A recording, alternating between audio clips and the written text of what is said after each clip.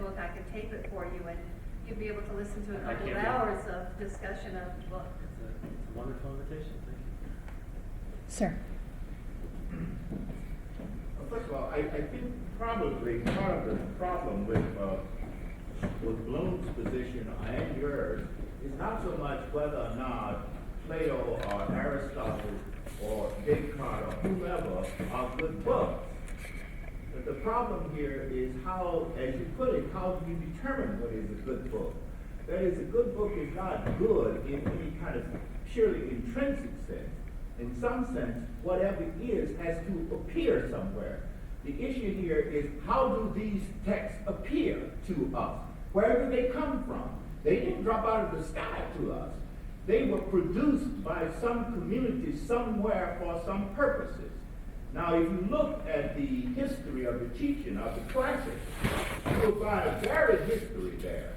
As a matter of fact, insofar as these books were supposed to be so good, for most of the time, they were never supposed to be taught to everybody. You know, as a matter of fact, they were elite in the sense of elite as oppression. And furthermore, the teaching of these texts, as a matter of fact, in the classics, it was Latin that had a preeminence until much later, and then Greek came in. So people were reading much more Virgil than they were Aristotle and Plato. And it's only been here of late, maybe in the last 2 or 3 generations, that people taught you anything about Greece or about the Athens in which Plato and Aristotle actually lived. In other words, they taught you all these ideas. These ideas then became related to abstractions such as Athens or 5th century Greece or whatever, but we knew nothing about the arrangement of social life, community life, what else was going on there. That meant that the whole notion of knowledge ended up being the packaging of various ideas that went into a certain kind of ruling class, especially in Victorian England and also in Imperial Germany. These texts were taught for the ruling classes, and these ruling classes actually ruled. So one has to ask something about the generation of these texts, as over against simply defending them as whether or not you put them in or out. I can see one reading Plato or Aristotle or all of this other stuff if this does not mean a closure. That is, if this does not mean that by reading this, I'm also making a judgment against something else, which is precisely what is going on here. It has to do with what is the authority behind this text that says it is the text.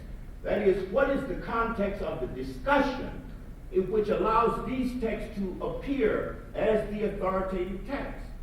And to me, that problem is not one that is settled yet. If you try to generate these texts within the American experience, then one, in some sense, has to justify these texts within the American experience so that they don't fall out of the sky as if there was some great God in whom we all believe told us these were the right texts. I think there's much in that I would agree with, but I'd like to just respond to one of your sentences, which is you want us to read a book like Plato's Republic and not make judgments against others. I think that's impossible. No, I'm saying I mean, you make judgments. Can I finish this? All right. In my opinion, Plato articulates a position which, for example, is extremely critical of sexism. I think he is a feminist. I believe that as a Platonist, it's my job to make a judgment against sexism. That's a judgment. That's closure, I think, in your terms, and I want to keep it that way. No, that's not the point I was making. I'm saying that what one does in the very choice of these texts as the basis for any discussion and argument is to immediately move them into a normative position as they relate to any other kinds of text or experience. That's the issue I'm talking about. At some point, I hope we all make some kind of normative judgment. No, I'm not saying that. I'm saying you have no basis for making the normative judgment about these kinds of texts unless you push them on the basis of an extra textual authority. So how do we make any decision about any text? I think we can make decisions about texts if we place them within another kind of context in which other kinds of judgments can be made. Support. No, just briefly, one of the things that I thought about talking about in this paper, which I did, has been my feeling about the way that we educate in general. And it always seems like everything started like so long ago, and it has started at that particular point. And it always starts, that point has to be like white and male and like the ruling class. And it doesn't make any sense to me that in order for you to evaluate and look at something else or someone else or somewhere else, you gotta know who you are and where you come from first. Or else you'll be so screwed up and confused, you won't know how to get back home. And that's what happens. You know, you go away to college, and then they start telling you, now this is what you have to know. When you get to knowing this, like, you're going to be like really smart, and not only that, you can go back and you can lead your tribe to freedom and all that kind of madness, you know, and then you just end up leading them into some new madness. You know, and I think that if students were taught to understand who their community is, who they are, and then you move out. I think it was mentioned earlier, you were talking about an article that compared Beloved to Medea. I mean, that makes a hell of a lot more sense to me, that you start with something that is accessible and at least close to the way that we use language, so that we can look at that language and synthesize that, and then look at it, other things which are related or interrelated. But to start from Greece and then make your way up to I don't know how many centuries and how many different peoples, I think it's terribly confusing and disorienting. Ma'am. I would just like to add a little gloss to the Greek and Latin material. In the 19th century, when young men, and rich young men for the most part, or in the Midwest, sometimes poor if they went to Oberlin, for instance, where they had to work their way through, if they went to college, they could go only because they had done Latin and Greek in those languages in their preparatory schools. And in fact, Latin and Greek, nobody read Homer or Virgil or Medea in English. They had to read them in Latin or Greek. And Latin and Greek were the critical filters which kept all black people out of colleges and kept all white women out of colleges for a very long time, until the 1870s, in fact.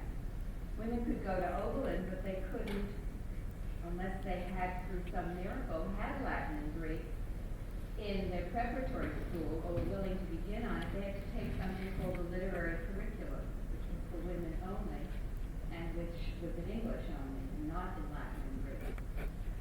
So I say this only because our inheritance of Latin and Greek now, I mean, it's come to us in a very strange way through the centuries, in which it was the heart of this kind of education, in which, in fact, educationists thought that the difficulty one had in learning the language was itself very healthy for disciplining the mind. And the word discipline really has nothing to do with what we call, you know, math and physics and so forth.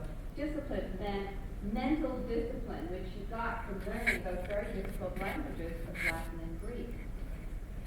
The other little postscript I want to take on this, when I had my first real teaching job in 1954 at Hofstra,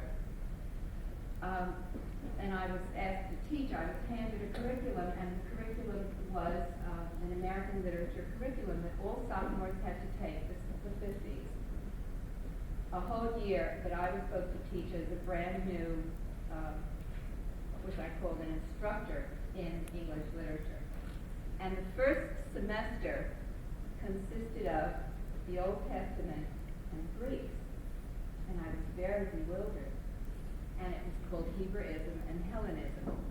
I had to do a whole semester of Homer and a whole bunch of play. I enjoyed teaching all of this, though I knew very little about it. And the Old Testament to start with. The second semester was American literature, fiction. Huckleberry Finn, Scarlet Letter, a lot of poetry, two other novels, Billy Budd. And what was the connection? The connection was at least some people's way of seeing American culture, American society, in terms of the Greeks and the Hebrews. And if you think about it, this again is the 50s, if you think about it, extremely narrow. There were no women of white, black, Asian American, and no women in the whole portrait at all. Yes, there was Medea, but no one thought about her as a woman, as a matter of fact. There were no women, there were certainly no members of minority groups at all. Blacks were invisible, the whole color line was absent. It was an incredible way of seeing American literature. In the 50s, I was part of the world that just accepted it and did it. It's very different now, and I would say to you that I too value books, and I would agree with practically everything you've said, David, about the teaching and the way one book leads to another, but I learned long ago in Mississippi in '64 that almost any good book does what you claim for those classics. I mean, any good book, and the main thing the teacher needs to do, seems to me, is not to place the value judgment on the book itself. It doesn't really matter, except maybe to that teacher's pride, because that teacher has published an article saying this is a great book. It doesn't really matter. What matters is the reading and the talking. It doesn't matter whether the books are labeled great or not great. Generations keep reinterpreting anyway. Melville was the least possible writer in his own time. He made no money, and he wasn't read, and he would never have been part of the literary curriculum except for something that happened in the 1920s, long after he was dead. Emily Dickinson was never read in her own time. The least possible, most unsuccessful writer one could think of was Henry James. Edith Wharton made all the money and had all the prestige. Well, literary reputations, come and go. And it's not been true of the classics for very, very different historical reasons, as Professor Long has suggested last night. Could just respond to that very quickly. You were very nice to agree with me, and I would certainly agree with you. I mean, what you described in the 19th century is oppression, it's sexism. Let me just pose this question to everybody in this room, including myself. Why is sexism wrong? Why is oppression wrong? We all take it as absolutely obvious that those are true statements. Sexism is wrong and oppression is wrong. Why?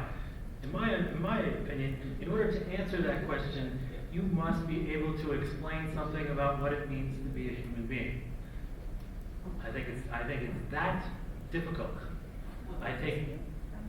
Go ahead. No, I'm sorry. I was just gonna say it hurts. That's why. It hurts. Yeah, it hurts. Lots of things hurt. Somebody. With you in the pain.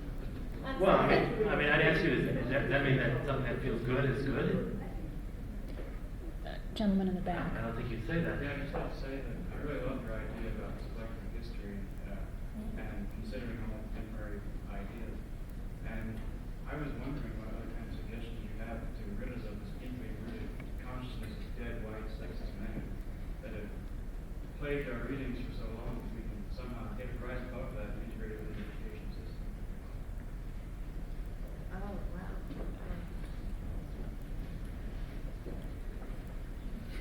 Well, if you would transfer to OSU, you could take some of my classes. A lot of the work that I do is literacy work, and it's not just related. The questions that I raise aren't just related to the problems of teaching the poor to read and to be able to handle language in a variety of situations, as it relates to power, as it relates to reading, writing, education, what have you. But I think that it also has to do with the way that we're trained to thought. And part of the way that I see that I really like books. I worked as, with a publisher and editor making books, for 6 years. And I like the way they look. I like going back and seeing old books, from the 19th century and all of that. I really like it. But I also like a variety of things. And I think the one thing about being American is that we are not just a book-based culture, and a lot of people like to think that that's like really, really horrible. But I think, you know, we have like films, I mean really good films that we don't necessarily pay enough attention to. The music, so much of our poetry is in the music. But sometimes it's played so loudly that my impression is most of my students can't even hear the beauty in the language, in the music. But there's a lot to be learned if you just pay attention more closely to what's going on around you. I think that fundamentally you have to decide that you're not going to think in a box anymore. And that you have to trust your feelings. You know, we're not allowed to trust our feelings. When you're reading, one thing, like I tell my students, I hate giving them a very, very long reading list, and teaching on the quarter system is driving me nuts, you know, because I feel that there's too much speed placed on what you have to know within the confines of a semester or a quarter. But that you should be able to read, to enjoy, read it aloud. There's hardly any discussion about sound. I've sat in so many literature classes where no one even reads the literature aloud. So much of the power in the language, the living in the language, is in the sound. You know, to do these things. I think the way that you interact with each other, the way you encounter people. Last night, Dr. Long talked about the way that we abstract even ourselves, so that as a student, you're sitting in the classroom, you want to make reference to this kid. You say, well, you know, the black kids, or the Chinese kid, because almost all Asians get reduced to the abstraction of Chinese, right? But we don't take time to know each other individually, to seek out, real relationships. And I know it's hard and it's very difficult because basically Americans are paranoid. We've been conditioned to be paranoid. Somebody's always coming to get us. If it's not the Russians, it's the IRS, And you have to work very hard against being paranoid. At the same time, you have to be very careful because there's a lot of real violence in this society. Dr. Long talked about violence last night. A major part of what I'm dealing with in my work is violence. But there's so much violence in our language. And how do you get it out? How do we stop being so combative? Like the whole way that we even deal with argument, the concept of argument. I don't like it. I think that we should discuss in order to distinguish and to clarify.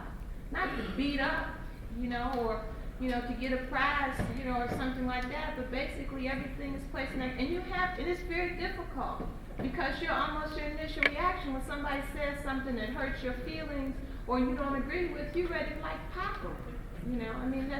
That's what we've been taught. And if we don't do it physically, then we're trained in academia to do it verbally. And you have to just really consciously come out of that. And you have to really go and look for other kinds of literatures.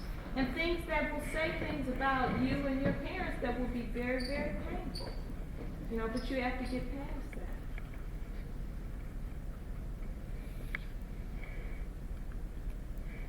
I would like to just say a couple of things. And to quote Sappho, I have two minds. I'm kind of between our two speakers as a classicist and as a somewhat radical feminist. I can see equal merit in each of their arguments. I believe that by enlarging our community, by acknowledging our multicultural past, that we can inform and enrich our understanding of the human community. I also believe in the value of history and the growth of a historical consciousness. And for that reason, I would never want to expunge from our study those documents which have been a part of institutionalized higher education. And I think that documents from the past, such as Euripides, and then works like Morrison, can mutually inform and enrich each other. That's my comment. Other remarks? Thank you all very much.